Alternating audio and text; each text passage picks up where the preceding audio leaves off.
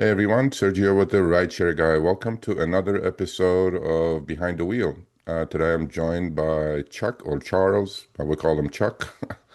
And not only he's a frequent contributor on the Rideshare Guy, but he's a returning guest. Oh yeah, And second time. we don't have too many returning guests, so he's got to be special. I like to think And so. a lot of things have changed with Chuck from the last time I interviewed him. So Chuck, go ahead and introduce yourself.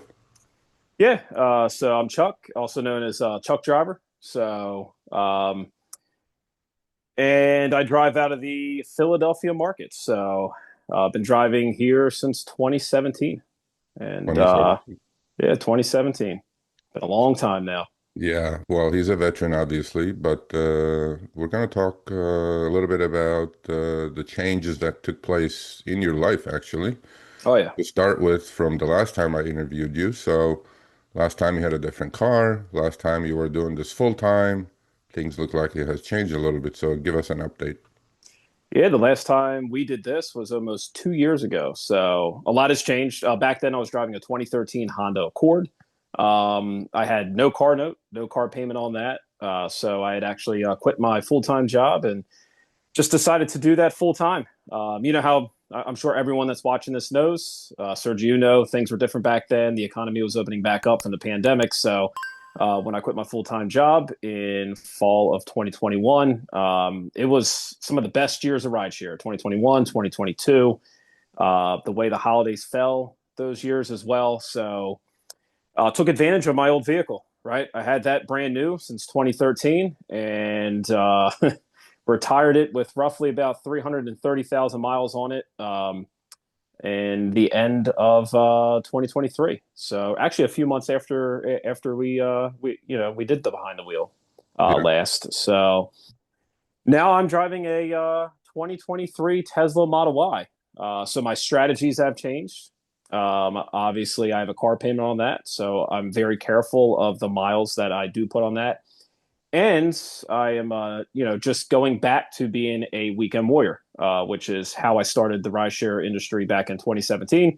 I just started doing this part time, wake up in the morning, grind it out for a few hours before, being to work, and grind it out on the weekends. I am back to where I began with that. So, 360, it looks like, right? So, Yes. you were a W-2, you were doing it as a side hustle or a weekend warrior, as you call it. Then you went full time because I'm assuming the money that you were earning doing this full time was as good or better than your W-2 with the benefits as well. And then Correct. now things have slowed down, things have changed quite a bit. And you're back to a W-2 doing this as a weekend warrior, but you still do it. I mean, I know I follow you on social media and you go hard at it. You're not like driving these like 3 hour shifts here and there to make $50. Yeah, the bills don't pay themselves, Sergio. So especially in time of inflation, it's almost like full circle, right? Yeah, 360, going back to the beginning. This is how I grinded it back in 2017. It was filled of a lot of easy years, 2021, 2022, even parts of 2023. yeah, But yeah, uh, yeah, I work a yeah, 9 to 5 and then I get up and grind it again. Yeah, yeah. and it just wasn't the vehicle that also changed me from going back, to just being a weekend warrior. I mean, obviously, it's not smart to put a ton of miles on a brand new vehicle, especially a higher end one like a Tesla. Um, but it was also the pay as well. Back during the golden years, I call them the 21 through 23 years, the 2021, 22, and 2023 years. I could work Friday through Sunday, 30 hours in a weekend. Put a respectable 1,300 bucks on the board, Yeah. in my market. And that is just, it just doesn't exist anymore. You Yeah. have to grind it hard. You have to wake up and grind. Yeah, but I mean, that goes to show not only your resilience, but also that there is still value in doing rideshare, right? Even on a part-time basis to supplement your W-2 income, there is value in doing that. But let's talk a little bit about your car that you switched to. Obviously, you had all the choices, and the car that you were in, I remember it was a hybrid, right? It was a Honda hybrid. No, it was a Honda Accord, but it was a V6. Okay. Oh, Yeah. okay. Oh, All yeah. right. So why did you decide to go to a electric vehicle and Obviously, it has its advantages, but also range anxiety for a rideshare driver, things like that. Yeah, and one of was the last video that I put out with the upfront fares, upfront information that I put out on the Rideshare Guy. Yes, that's very important to Tesla drivers or all EV drivers. But one of the main reasons that I switched over is personally, I like the vehicle. I wanted to buy it, and I say this to all rideshare drivers, more so to the ones that are just doing this part time. Never buy a vehicle for the platform for a lot of different reasons, that we could spend a lot of time talking about, probably time we don't have. But personally, for me, I like the vehicle. There was a few other options that I liked as well too. Hybrids. I looked at the Toyota Camry, almost pulled the trigger on that one. It's a beautiful vehicle. The Toyota Highlander was nice, and also a hybrid Honda Accord, a newer one, 2023. But the Tesla for me, I wanted to get that. Obviously, there was perks going into the platform at the time. Yeah. Getting a Tesla, Uber Premier. I can drive for Uber Premier in my market. Lyft Black. So obviously, just spending a little bit extra to get the Tesla, what it would be monthly was, I'm thinking, well, worth it. I can get higher in fares, and it has worked out so far Yeah. with that. Yeah, I do follow you, obviously, and you do content for the Rideshare Guy quite often. And I mean, look, a lot of drivers don't think about all the possibilities. And as you know, right, it happened literally a month ago. You don't have any control. They can kick your car off the platform, and and you have no recourse. I mean, it is what it is. And it happened with Lyft. They were getting rid of Lyft Black, and then it was a big problem in the community, and then it got solved, positively at the moment. But that's great advice actually, because we have no control in this. Their companies are going to do what they're going to do. All you can do is pivot. All you can do is adjust.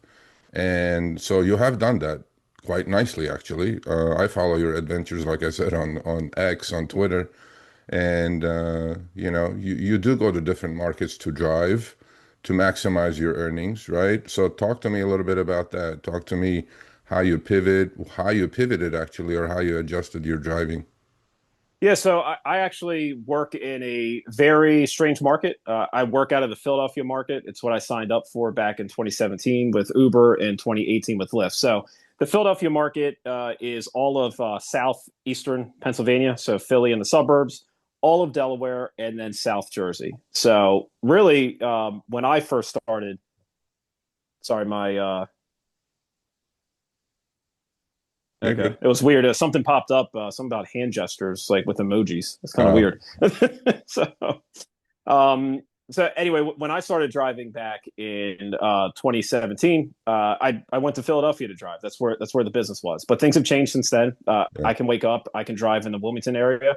I drive there, and besides the summer months, I actually go down to the Delaware Shore and I drive down there. So you just have to change. You have to go where the money is, and you have to change your strategies up. At least that's how my market is. So it's a very strange market. I can also drive in South Jersey.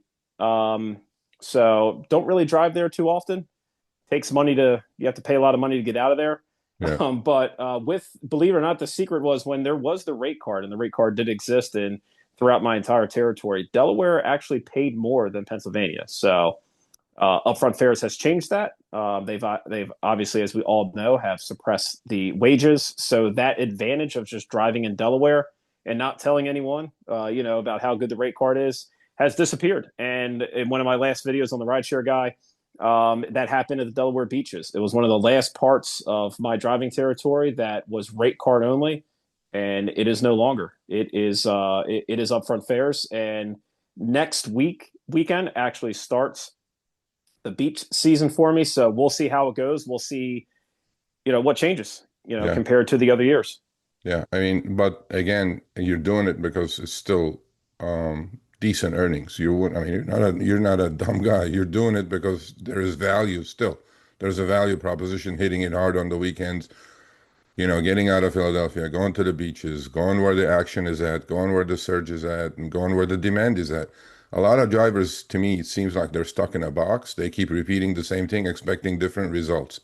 And that's the definition of insanity. You can't keep doing the same thing. You need to change. You need to think along the lines of how to maximize your profits and how to maximize your earnings. I asked this to every driver, which I asked you last time. I'm going to ask you again. But I think the answer has been so universal. Maybe I will stop asking that now. Is tell me two things you like about rideshare driving, and tell me two things. I'm not going to say specifically Uber and Lyft. I know you do both. Two things you like about rideshare, and two things you dislike about rideshare.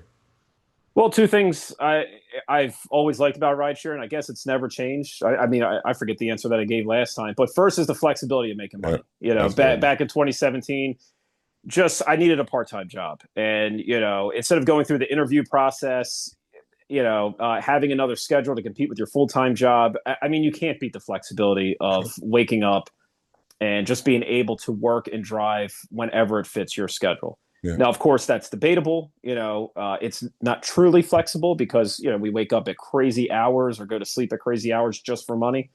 But still, the flexibility to earn good money if you're smart, it's you can't find that anywhere else for a part-time job. And the second is just the stories. Mm. The people that you meet, the crazy drunks that I meet at the beach bars during the summer, the stories that I share on Twitter. Yeah, I mean, obviously, it's awesome, and looking back, whenever I do get my last ride, whenever that is, Yeah. the stories will stick with me forever, which I actually share on Twitter and also on my blog as Yeah. well. Yeah. And how about a couple of things you dislike about it? There's a lot of things to dislike, and that honestly has changed a lot over the years, right? Yeah. So I would have to say upfront fares, using AI to really just suppress our wages. I mean, that's the number one thing about that. The dishonesty. I mean, you can wrap that all into one, Yeah. thing as well too. So, you know, I I just want to be able to go on the platform and earn. Yeah. And I understand that I have to use different strategies and change when it changes, but at the same time, not have to worry about you know the ins and outs, or I don't know if this is going to be PG. You can edit it out, but the enshittification of the app. Oh This no, we're morning when good. I was, yeah, Yeah. when I was out doing rideshare, I waited 7 minutes, and I shared it this morning on Twitter. I waited 7 minutes, and I canceled it, did everything correctly. They won't pay me out Yeah. on it for Yeah. whatever reason. I have to wait 6 to 12 hours for phone support. Yeah. So it's those types of things that I don't like about it. I really just wish they would streamline the earning process on there and not have to send their drivers through hoops. Yeah. No, So that's a big, complaint or pain point for a lot of drivers, the waiting part, right? Because sometimes we're waiting double park, sometimes we're illegally, but the tickets are on us, all that stuff. And oddly enough, Waymo and Uber, they have a deal, right? I've been in Waymos. Waymo will wait for you for 5 minutes and they're gone. Why yeah, is an autonomous vehicle with no driver only waits less than a one with human driver? I am not even sure. Maybe Uber should learn something from Waymo and cut the wait time, because on X it's up to 10 minutes, literally, like the wait yeah. time. Why am I doing this? What's happening here? But let's get back to the positive. So, give me like a flavor of your weekend warrior driving. Like, give me your schedule, what you do, or how you handle it. Do you come back home, or what do you do? Yeah, so I have two different schedules with that. I have one during the summer months. So during the summer, I will actually leave after work on Friday, after the traffic has subsided, and I will go down to the Delaware beaches and drive for a few hours, spend the night there, and then wake up the next morning and start at 3 p.m. ish and just go all the way to 3 a.m., sometimes 4 a.m., and then Okay. just drive home. It's about an hour drive home after that. So Okay. that's my weekend warrior during the summer, and I'll be starting that next week. So you can follow me along at the Chuck Driver on Twitter. I have tons of stories. But then after the beach season is over, pretty much it's roughly about the same. I get up in the morning before work, before my 9 to 5. Maybe I'll get out there, just work an hour or two around the 5 a.m., 6 a.m. before other drivers hit the road. It's all about supply and demand, Yeah. and other drivers factor into that supply and demand as well. So you have to work the hours that other drivers won't work. And that's what I'll do through the weekend outside of the summer months. Same thing on the weekend. I'll get up early on a Friday and Saturday, 3 a.m., 4 a.m., and just grind it out as early as possible, get ahead of things, and I try to make about, anywhere from 300 to 400 per weekend. Obviously with working a 9 to 5, there are some weekends that I take lighter and only, work like a half a day. But Yeah, I mean that's my Yeah. weekend Well, schedule. but the thing there for drivers to understand and learn from you is you have found where the money is at, right? It doesn't, I mean, look, those old days are not going to come back. Everybody keeps saying, oh, I used to. I'm like, yeah, you used to. It's just not there anymore. So either you keep doing it, you figure out what works out, or quit, one or the other. And I don't see too many complainers quitting. You know what I mean? They complain, but they just turn the app on again the next day. And Yeah, there's money to be made in every territory, so there is money sitting there.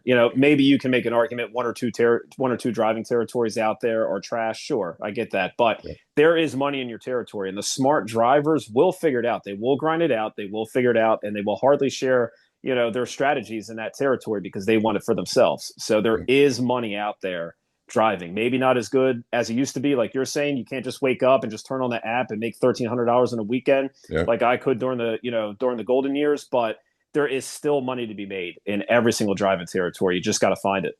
Yeah, I agree 100%. I want to talk to you a little bit about, we started talking about this couple of shows ago, a couple of weeks ago on Show Me the Money. And, I put in Gemini, this prompt, which is an AI, like ChatGPT, let's say large language model. And I did it on both ChatGPT and Gemini. ChatGPT's were like pretty cut and dry, but Gemini hit it on the head, hit the nail on the head. And it was, I asked, give me the how Uber and Lyft driving affects a human on the physical end, financial end, spiritual, emotional, and mental.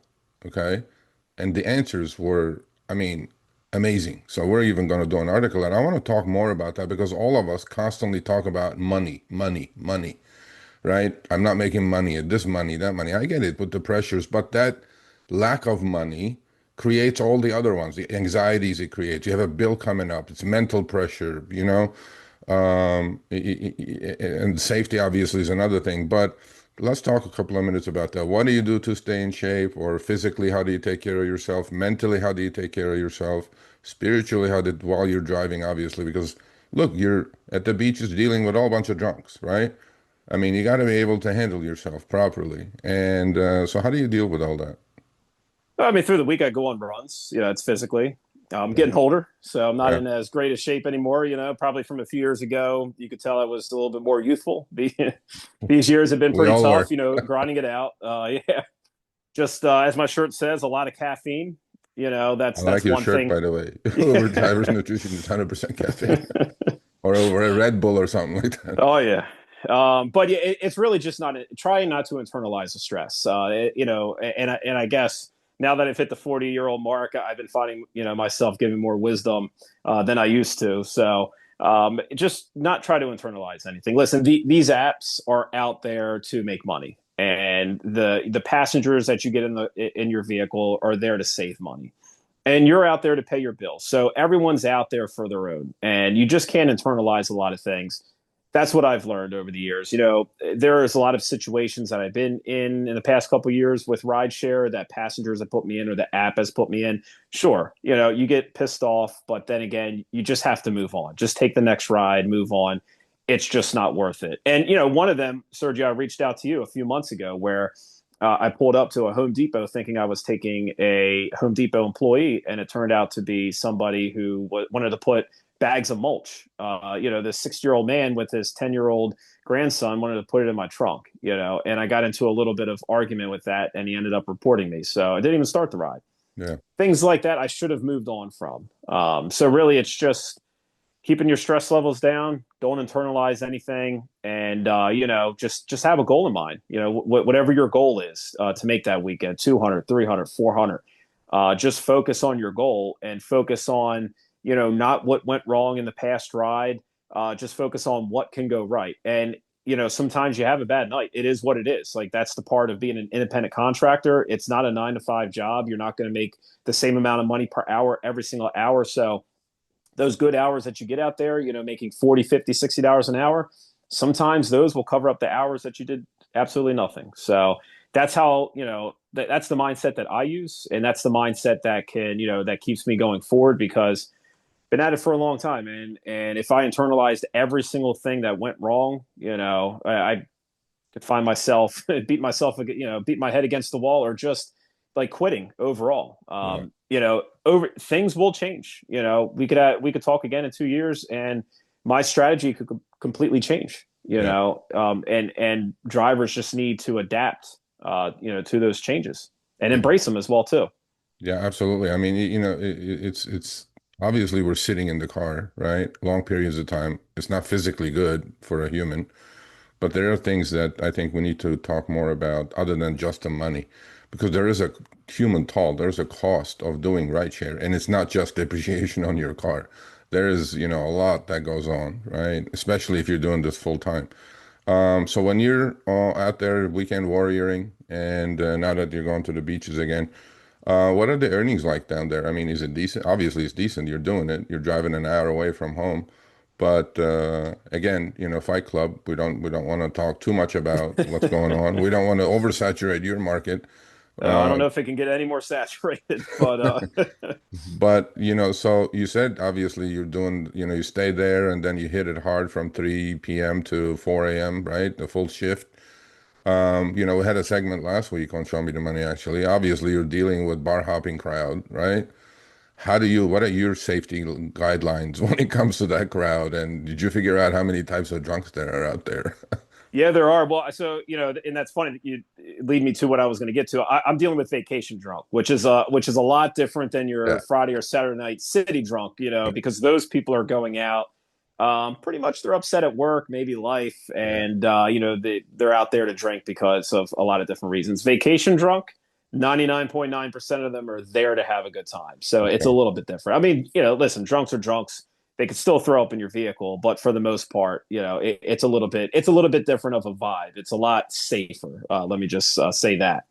I did put out a video over a year ago about a guy who fell asleep in my car, and fell asleep in the front seat of my car, Oh, shit. and ended up going to. He had lived in a gated community, and ended up going to his house, and his pops had to get up at 3 a.m. to help him out. So funny story there. They have tons of them. So that's what it's like driving down at the beach. Safety, not too concerned about. The drunks, very happy, go lucky, which is one of the reasons I love driving down there. Have Okay. tons of good stories. A little bit of alcohol in your system gets these people, just talking and having a good time, listening to music, completely different than your early morning, have to drive you to work, or your afternoon shift with rideshare, just driving people home that are just trying to decompress, from their long day at work, that don't want to talk. And, Yeah. it can get lonely out there as a rideshare driver, going back to your last question as well. Yeah. The earnings are pretty good. To answer your the first question, earnings are pretty good. I mean, typically on a Friday and Saturday night in the past, I could earn roughly about 900 on average. So Okay. I did put those earnings up on Twitter when I was comparing 2023 Yeah. to 2024, and 2024 was very disappointing for me. Okay. Obviously, I had a Tesla. I'm paying a car payment, and what I expected to earn versus what I actually did get was completely different, and it Yeah. was kind of disappointing. So again, just have to readjust the mindset that I'm probably not going to see 2022 and 2023 weekend earnings this year when I go down to the Delaware beaches.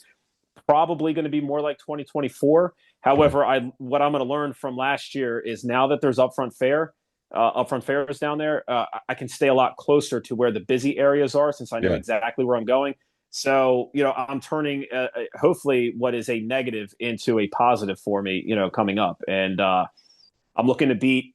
I'm not going to compare my numbers to 2023. I'm just going to compare what I make this year to last year, and hopefully it's more. Hopefully I turn it around this year. Yeah. And those vacation drunks, the tips gotta be better, right? Yeah. Oh yeah. Yeah. Tips are great too. Yeah. So yeah. I mean, Yeah. Memorial Day weekend, I had a $40 cash tip. From this guy I picked up. At the end of the night. You don't get that up here. Yeah, You for know. sure. Yeah. So we have a few minutes remaining.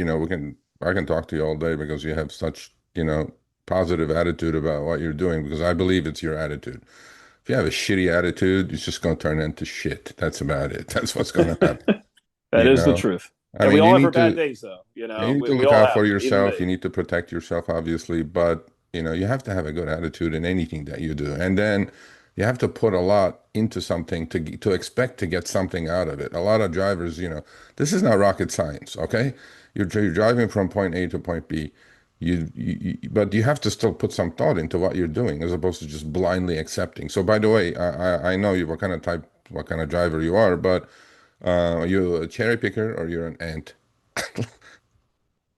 Uh, I mean, so now I'm turning into a cherry picker, right? Right. Yeah, I guess it depends on the terminology of ant, right? So, like a lot of people don't know, part of my territory was upfront fares, and the other half of the beaches were Yeah. the rate card. Yeah. I cannot see where I'm going with the rate card unless I accept 85% of Oh, my okay. rides. Okay. So I wasn't, I had to be an ant during the summer. However, that's no longer the case. So now I'm a cherry picker, Okay. I'm All right. 100% cherry picker, you Yep. know. Okay. So So we have a few minutes remaining. I want to give you the floor. Give us some advice, man. Any advice. It doesn't have to be about rideshare, life advice, whatever it is, because we always finish with because drivers, different communities, different backgrounds, different cultures, different cities, right? All that, everything is different about each driver. It's like, your own fingerprint. And give us some advice. Geez, that's such an open-ended question. I just said a Well, few minutes ago too you that have the floor. You do whatever you want. I mean, I guess the positivity, right? Just going into anything, being open-minded, knowing that you're going to have to being open to change, knowing that you're going to have to change, knowing, and if you're going to do rideshare, you have to come into rideshare knowing that the expectations may change daily, weekly, monthly, and also yearly.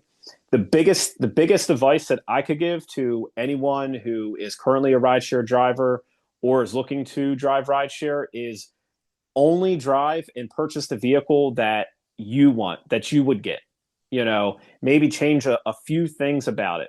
Like when I bought the Tesla Model Y, I wanted a gray exterior. I got black, so I could do the Uber Premium and the Lyft Black rides. That's the only thing. Yeah. But the car itself wouldn't change. That is the most important thing because, like we touched about earlier, you could stop you could give you never know when your last ride's going to be. It could come because you choose not to drive rideshare anymore, or the platform chooses that it's just not going to happen for you by giving you shit fares or deactivating you. You can't help those things. So buy the vehicle. Don't get yourself in any debt working for these companies because things can change so quick. I think that is one of the most important things that I've learned driving rideshare. And it isn't because I went out and I bought a vehicle and I got screwed. It's just because I started driving rideshare once I had no payment on the vehicle. So I didn't care about the depreciation. So, and anyone driving, no matter what vehicle you get, if you have a car, you're the money that you're making, you're exchanging it for the depreciation of your vehicle. So, and as far as your market goes, like I touched base on earlier, we talked about there is good money in your market. It may not be what you want. It may Yeah. not be in comparison to other markets. You can't compare other markets. Yeah. So what you see out there and maybe what I put out there, unfortunately, if it doesn't happen in your market, that's fine. But there is still good money. The rideshare isn't as, I guess you would say, flexible as what people would think because you still have to work the hours to make the money. And, the flexibility comes with the fact that you don't have a boss. You can sign off and sign on anytime you want, but you still have to learn your market no matter what. You still have to learn the changes in your market. And believe me, there is money to be made in every single market. You just have to find it. You have to find where to drive, what to drive, and go with the changes. Yeah. Well, there's Chuck right there from Philadelphia, Delaware beaches, sometimes Jersey. And, he has figured it out. He has figured it out for 8 years and he keeps figuring it out. And Chuck, I appreciate it. So, by the way, not only Chuck does videos, wonderful videos for us on the Rideshare Guy, but he has his own YouTube channel, Chuck Driver. Please go check it out.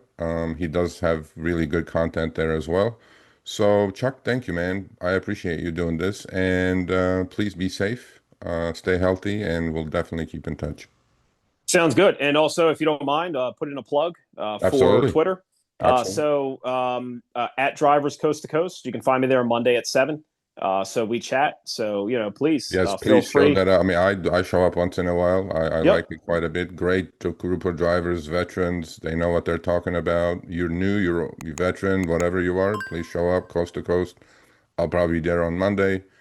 It's Mondays at 4, right? Mondays at 4 p.m. Yes, 4 p.m. Pacific time and 7 p.m. Eastern Standard Time. So it's a show that I Okay. host, co-host with Matt and Lynn. So Yep. please come check it out. Yep. Great. All right. Thank you, Chuck. No worries at all. Thank you for having me. Thanks for watching this episode of Behind the Wheel on the Rideshare Guy. We've been doing these interviews for the past 6 months with very successful drivers from different cities around the nation. Click here for another episode.